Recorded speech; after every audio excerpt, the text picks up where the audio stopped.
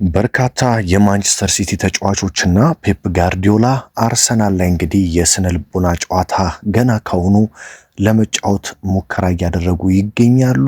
ጨዋታው እንደተጠናቀቀ ትላንትና ቀጥታ ሁሉም ስለ አርሰናል ነው መናገር የፈለጉት። ፔፕ ጋርዲዮላም እንግዲህ አርሰናልን ለማስፈራራት ያሰበ ንግግር አድርገዋል። በርናንዶ ሲልቫ፣ ሃላንድ ጭምር ስለ አርሰናል ከጨዋታው በኋላ ተናግረዋል። የሁሉም ሐሳብ እንግዲህ አንድ ነው። ሁልጊዜ እንደምናገረው አርሰናልን የስነ ልቦና ጫና ለማድረግና አርሰናል ነጥብ እንዲጥል እንዳለፉት ዓመታት አይነት የጭንቅላት ጨዋታ ለመጫወት የተደረገ ስራ ነው። ምንድነው የተናገሩት የሚለውን ጨምሮ መድፈኞቹ አሁን ምንድነው ማድረግ ያለባቸው? ሲቲዎችን እየተናገሩ ነው። በእርግጠኝነት መነግራችሁ ደግሞ ዛሬ ነገ አርሰናል ከብሬንፎርድ ጋር እስኪጫወት ድረስ ቀጣይ ሁሉም ሌሎች እግር ኳስ ተንታኝ የምትሏቸው ትልልቅ የቀድሞ ተጫዋች የምትሏቸው በሙሉ አርሰናል ላይ ጫና ለማድረግ ገና በርካታ ንግግሮችን መናገራቸውን ይቀጥላሉ። አርሰናል ታዲያ ይህንን እንዴት አድርጎ ነው የሚቋቋመው? ምን ማድረግ ነው ያለባቸው የሚለውንና እነ ፔፕ ጋርዲዮላ የተናገሩትን ንግግር አንስቼ ሌሎችንም ወሳኝ የዕለቱን መረጃዎች እንግዲህ ወደ እናንተ በአማረ መልኩ አደርሳለሁ። መረጃው እንግዲህ ለበርካቶች እንዲደርስ ላይክ፣ ሼር እና ሰብስክራይብ በማድረግ ጀምሩ። በቀጥታ እንግዲህ ወደ መረጃዎቹ ስወስዳችሁ ትላንትና በእርግጥ ሲቲ ነጥብ ቢጥል አርሰናል ጥሩ ነው ወይ? አዎ የማይካድ ሀቅ ነው። በጣም ጥሩ ነበረም።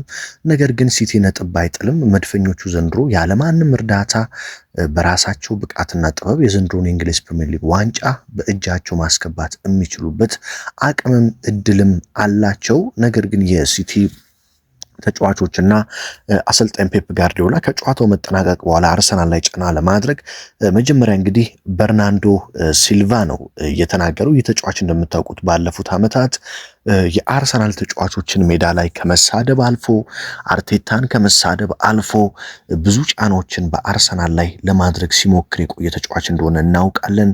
ሜዳ ላይ ጥሩ ተጫዋች ቢሆንም ከሜዳ ውጭ የሚያደርጋቸው ንግግሮችን ሁል ጊዜ የአርሰናል ደጋፊዎችን እጅግ የሚያበሳጭ ነው። ታስታውሱ እንደሆነ አርሰናል ከማንቸስተር ሲቲ ጋር በአምና ይመስለኛል አምና ወይም አምና በነበረው ጨዋታ የኛ የዋንጫ ተፎካካሪ ሊቨርፑል እንጂ አርሰናል አይደለም ሲል ለአርሰናል ተጫዋቾች በቀጥታ ሜዳ ላይ እናንተ አይደላችሁም ሊቨርፑል ነው የኛ ተፎካካሪ በሚል ሲናገራቸው እንደነበር፣ እንደዚሁም ደግሞ እኛ የፕሪሚየር ሊግ ዋንጫዎች አሉን በርካታ ዋንጫዎች እናንተ ገና አላሸነፋችሁም እያለ አርሰናሎች ላይ ምን ያህል ጫና ለማሳደር ሲሞክር እንደነበረም እናውቃለን። ትላንትና ምንድነው ያለው? ማንቸስተር ሲቲ ተመልሷል ካለ በኋላ አርሰናል በእርግጥ አሁንም በ6 ነጥቦች ርቀት ላይ ይቀመጣል።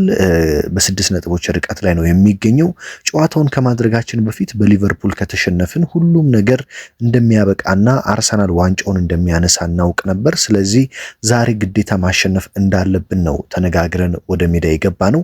ስለዚህ አሁን ሊቨርፑል ማሸነፋችን ተስፋ እንዲኖረንና ወደ አርሰናል እንድንቀርብ አድርጎናል። እስከ መጨረሻው እንፋለማለን፣ አርሰናሎችን እንግዲህ አንለቃቸውም ሲል በርናንዶ ሲልቫ ተናግሯል ማለት ነው። ከበርናንዶ ሲልቫ በተጨማሪ ደግሞ ሌላኛው አጥቂው ሃላንድም ስለ አርሰናል ተናግሯል። ሃላንድም እንደምታውቁት ሌላኛው ከአርሰናል ተጫዋቾች ከአሰልጣኝ ሚኬል አርቴታ ጋር ሁል ጊዜ ጸብ ውስጥ የሚገባና አርሰናሎችን ጫና ለማሳደር የስነ ልቦና ጥቃት ለማድረስ የሚሞክር ተጫዋች ነው።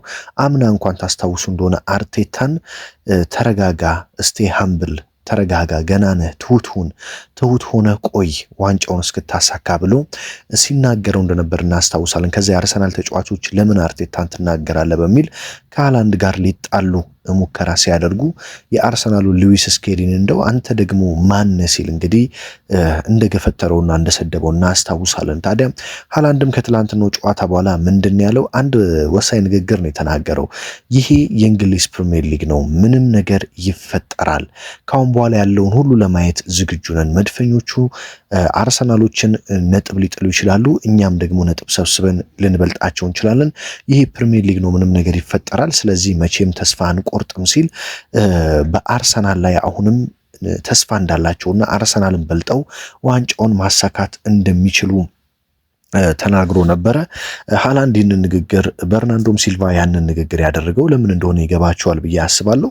ከዛ በኋላ ደግሞ አርቴታ ነው ንግግራቸውን ጋርዲዮላ ይቅርታ የማንቸስተር ሲቲው አሰልጣኝ ጋርዲዮላ ናቸው ስለ አርሰናል የተናገሩት። በነገራችን ላይ እኔ ከአርሰናሉ አሰልጣኝ አርቴታ የምወደው አንድ ነገር አለ። ትናንትም የአርሰናል ተጫዋቾች አርቴታ ጭምር ስለ ሲቲ ሲጠየቁ ምንም ነገር መናገር አልፈለጉም። ምንድን ያሉት? እኛ የራሳችንን ጨዋታ ማሸነፍ፣ የራሳችንን የቤት ስራ መስራት፣ ከዛም በኋላም ሁሉንም ጨዋታዎች እንደ ፍጻሜ ተመልክተን ማሸነፍ፣ በመጨረሻም የፕሪሚየር ሊጉን ዋንጫ ማንሳት ነው ሲሉ ነበር። አርቴታና ዮኮሬሽን ጨምሮ በርካታ የአርሰናል ተጫዋቾች ሲናገሩ የነበረው። ፔፕ ጋርዲዮላ ግን ትላንትናም ከዚህ በፊትም እንደሚያደርጉት ምንድን ያሉት? ከዚህ በፊት አስታውሳላችሁ አርሰናል አንድ እድል ብቻ ይስጠኝ እንጂ አሳያቸዋለሁ ሲሉ ተናግረው ነበር ፔፕ ጋርዲዮላ። ከዛም በኋላ አርሰናል በዩናይትድ ተሸንፎ እድል ሰጣቸው። ነገር ግን እነሱም ወዲያውኑ በቶተናም ነጥብ ጥለው ድጋሚ ነጥብ ልዩነቱ እንዴት እንደሰፋ እናስታውሳለን። ትላንትና ደግሞ ጋርዲዮላ አርሰናል አንገት ስር እየተነፈስን ነው ሲሉ እንግዲህ ለመድፈኞቹ መልእክት አስተላልፈዋል። በአጠቃላይ የተናገሩት ነገር ምንድን ነው? አሁን ላይ በአርሰናል አንገት ስር እየተነፈስን ነው። የአርሰናልን እግር እየተከተልን እንገኛለን። እስከ መጨረሻ ደግሞ አንገታቸው ስር መተንፈሳችንን እንቀጥላለን። ከኋላቸው እየተከተልን ትንሽ እስኪያንቀላፉ ድረስ እንጠብቃለን።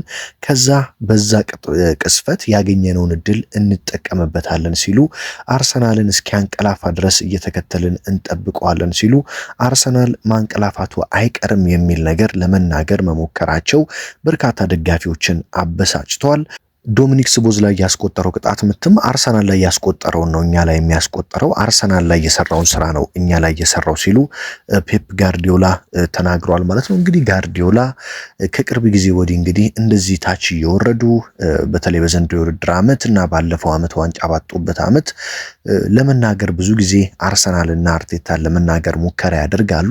አሁን አርሰናሎች እዚህ ላይ መንቃት መቻል አለባቸው። አርቴታም የአርሰናል ተጫዋቾችም ለነዚህ ንግግሮች በጭራሽ ትኩረት መስጠት የለባቸውም። ምክንያቱም እንዳልኳችሁ ነው፣ ገና ትላንትና ሲቲ ከማሸነፉ በርካታ የቀድሞ ተጫዋቾች አሁን ለምሳሌ ሮይኪን የቀድሞ የማንቸስተር ዩናይትድ ትልቅ ተጫዋች ሮይኪን ምንድነው ያለው? የትላንትና የሲቲ ድል ለአርሰናልና ለአርቴታ ትልቅ ጉዳት ነው፣ ህመም ነው። አርሰናሎች በሲቲ ማሸነፍ ተጎድተዋል ሲል ገና ከሆኑ መናገር ጀምሯልና እንዳልኳችሁ ዛሬም ነገም በተለያዩ መረጃዎች እንደማደርሳችሁ በርካታ የቀድሞ ተጫዋቾች የሌላ ቡድን የዩናይትድ፣ የማንቸስተር ሲቲ፣ የቼልሲ በሉ በርካታ ተጫዋቾች አሁን አርሰናል ላይ ጫና ለማሳደር በርካታ ንግግር እንደሚያደርጉ ጠብቆ በእርግጠኝነት ደግሞ ያደርጋሉ። ከዚህ በፊት አርሰናል ደካማ ቡድን ነው ሲሉ የነበሩ እንደነ ስኮልስ ያሉ አርሰናል ዋንጫውን ለማሳካት ብዙ ይቀረዋል ሲሉ የነበሩ የቀድሞ ተንታኞች አሁን ደግሞ ሲቲ ገና ለገና የነጥብ ልዩነቱን ወደ 6 አጠበበ በሚል በርካታ ንግግር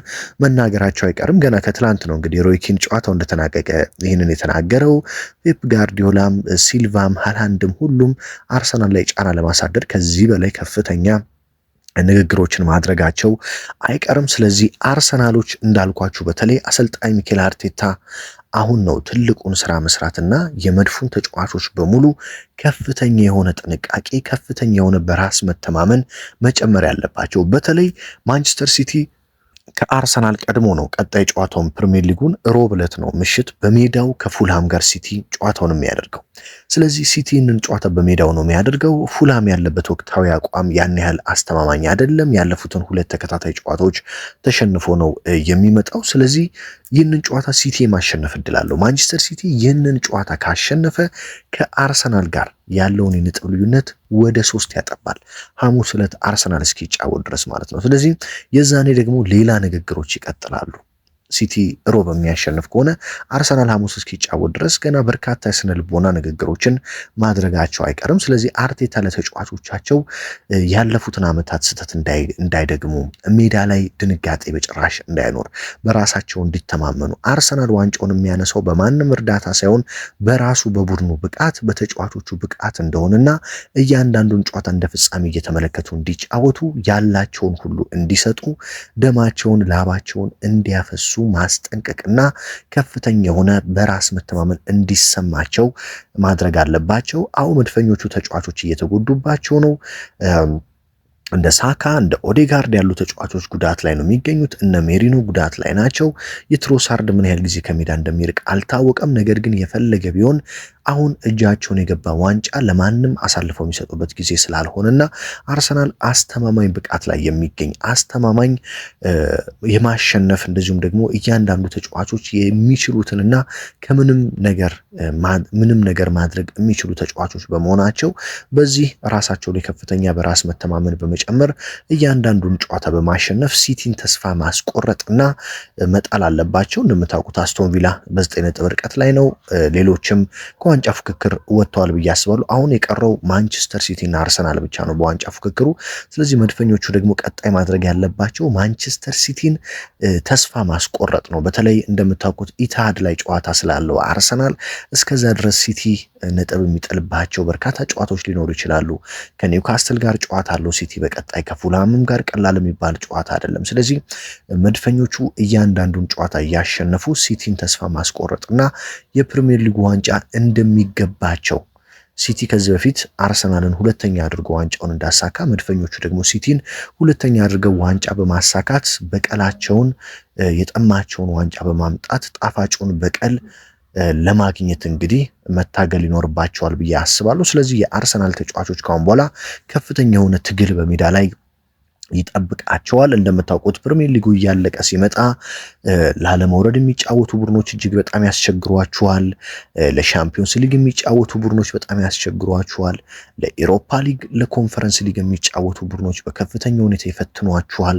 ስለዚህ እያንዳንዱ ጨዋታ ከባድ እንደሚሆን ይጠብቃል። አሰልጣኝ ሚኬል አርቴታና ተጫዋቾች ግን ይህንን ሁሉ ጫና ተቋቁመው የዘንድሮን የፕሪሚየር ሊግ ዋንጫ ወደ ኤምሬትስ ለማምጣት ለሲቲ ተጫዋቾች፣ ለሲቲ አሰልጣኝ፣ ለቀድሞ ተንታኞች፣ የእግር ኳስ የቀድሞ ተጫዋቾች የፈለገ ነገር ቢያወሩ ጆሮ ዳባ ልበስ ብለው ጆሮ ሳይሰጡ ትኩረታቸውን ሜዳ ላይ ብቻ ማድረግ ይኖርባቸዋል ማለት ነው። ባለፉት ዓመታትም አርሰናል ነጥብ ዋንጫ ሲያጣ እንደዚህ ነው ያደረጉት። በርካታ ተንታኞች የቀድሞ ተጫዋቾች እንደዚሁ አርሰናል ላይ ጫና በማሳደር ሚዲያዎች በሙሉ ጫና በማሳደር ነው። አሁን ለምሳሌ ትላንትና አንድ አስገራሚ ነገር ልንገራችሁ። ለምሳሌ ትላንትና ፋብሪዚዮ ሮማኖ እንግዲህ በታዋቂው እጅግ ታማኝ የሚባል ተወዳጅ ጋዜጠኛ ነው። ፋብሪዚዮ ሮማኖ በገጹ ላይ ምን ብሎ ፖስተ? አርቴታን እያዘነ አድርጎ ልክ ሲቲ ሲያሸንፍ አርቴታ አዘነ በሚል መልኩ እንግዲህ ፖስት ለማድረግ ሞክሯል። እንደምታውቁት አርቴታ እንኳን ከጨዋታው በፊት ስለ ሲቲ እና ስለ ሊቨርፑል ሲጠየቁ ያን ያለ ጨዋታው ትኩረት እንደማይሰጡና ትኩረታቸው ቀጣይ የብሬንፎርድ ጨዋታ እንደሆነ ተናግረው ነበር። ነገር ግን እንዳልኳቸው ትልልቅ የሚባሉ ጋዜጠኞች ጭምር ይህንን ማድረጋቸውን ስለሚቀጥሉ የአርሰናል ተጫዋቾች ይህንን በእርግጠኝነት ባለፉት ዓመታት ስላዩትና ስለሚያውቁት ይረዱታል ብዬ አስባለሁ። ስለዚህ በሚገባ በመዘጋጀት ቀጣይ ሐሙስ ዕለት ብሬንፎርድን ከሜዳ ውጪ ነው፣ እዛው ለንደን ሜዳ ላይ በለንደን ውስጥ ነው። ብሬንፎርድም የለንደን ቡድን እንደሆነ ታውቃላችሁ። ስለዚህ ብሬንፎርድን ድል በማድረግ የነጥብ ልዩነቱን ድጋሚ ወደ 6 ወይም ደግሞ ሲቲ በፉልሃም ደግሞ ሮብ ነጥብ የሚጥል ከሆነ በድጋሚ በማስፋት ለመቀጠል መታገል ይኖርባቸዋል ማለት ነው። በተለይ በትላንትናው ጨዋታ ደግሞ ዳኛው በርካታ ጥያቄዎች ተነስተውባቸዋል። በሊቨርፑልና በማንቸስተር ሲቲ ጨዋታ ዳኛው ላይ በርካቶች ጥያቄ ሲያነሱ ነበር። ማንቸስተር ሲቲ እንዲያሸንፍ ዳኛው ከፍተኛ ፍላጎት እንደነበረው ብዙዎች አንስተዋል። በፕሪሚየር ሊጉም እንግዲህ እኚህ ዳኛ ቅጣት ይጠብቃቸዋል ወይስ ምን ይኖራል የሚለውም እስካሁን ድረስ እያነጋገረ ነው የሚገኘው ማለት ነው። በአጠቃላይ ግን የሲቲ ተጫዋቾች ስለተናገሩት ነገር ምን ትላላችሁ? አርሰናልና አርቴታስ ምን ማድረግ አለባቸው? እኔ ካነሳኋቸው ሀሳቦች በተጨማሪ ሌሎች ሀሳቦች ካላችሁ በአስተያየት መስጫው በኮመንት ውስጥ አስቀምጡልኝ። ቀጣይ እንግዲህ መረጃ ስሰራ ደግሞ የእናንተን አስተያየት ጨምሬ በእርግጠኝነት አርቴታ ስለ ሊቨርፑል ጨዋታ መጠየቁ አይገርም። ስለ ብሬንፎርድ ጨዋታ ጋዜጣዊ መግለጫ ሲሰጥ እነሱን አያይዤ ደግሞ ወደ እናንተ በየዕለቱ የማደርስ ነው የሚሆነው። እንግዲህ ሀገር ውስጥ ከባህር ማዶ በመሆን በየዕለቱ መረጃዎችን እየተከታተላችሁ ከጎኔ በመሆን እያበረታታችሁኝ ያላችሁትን ከልብ ከልብ እያመሰገንኩ አሁንም ቤተሰብ መሆን ቪዲዮቼ ለበርካቶች እንዲደርሱ ላይክ ማድረግ ሼር ማድረግ አይረሳ። በሌላ መረጃ በሌላ ጥንክር እስከምንገናኝ ድረስ ደግሞ እንግዲህ በያላችሁበት ሁሉ ሰላም ተመኘሁላችሁ።